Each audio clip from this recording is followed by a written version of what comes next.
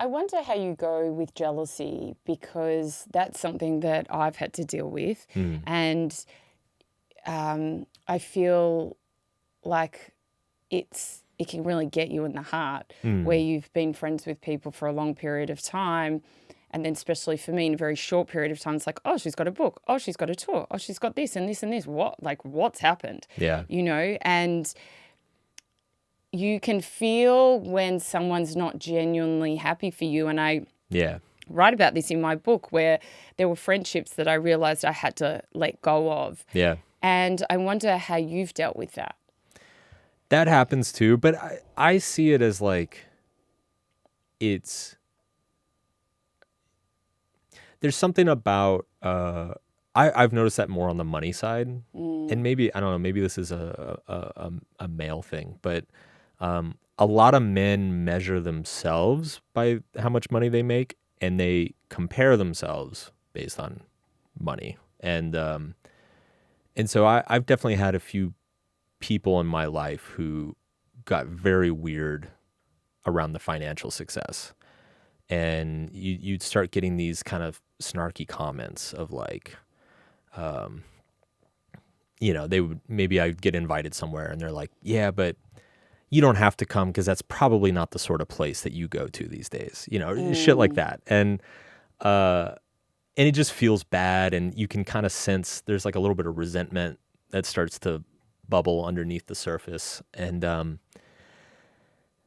yeah, it sucks. But to me, that's revealing of character. Like what I've found is that the people who genuinely love me are the predominant emotion is just excitement and pride for me. And the people that have that jealousy or resentment, to me, that just signals that the friendship was never that strong, and that we weren't, my best interests weren't being put first before, but it just wasn't apparent because there wasn't this huge discrepancy, right? So that makes me feel a little bit more comfortable of just kind of letting it go. Yeah. And I also feel like some of it's like not really about me. It's like they have issues around money. They have insecurities, and it's like, well, let them go sort that out somewhere else.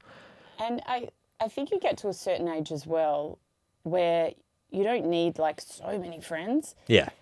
Like from when you're in your 20s to then 30s, 40s, 50s, 60s, you realize it's cliche to say, but it's true. You have 5 good friends or 3 good friends or whatever it is. Because, how much time do you have anyway to nurture those friendships? And they are so solid, rather than 30 friends who, it's a fleeting kind of relationship. Right. And it's not that, rich, full of trust and personal things that you speak to them about. That, having less is a much better thing as well. Yeah, I agree with that. And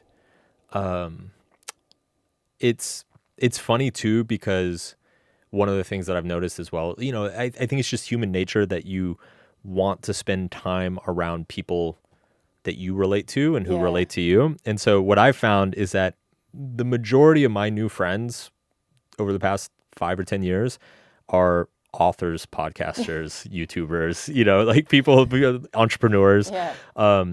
Because it's like those are the people that understand my life and I understand their life, and it's also an industry, like there's not a ton of us, so it's kind of hard to find people who get what you're going, if you're struggling with something, or if like you're having problems with your agent, or if your audience is turning against you for some piece of content. Like there's not many people who understand what that feels like and what have gone through that. So what I've noticed is that there's a lot of networking that happens.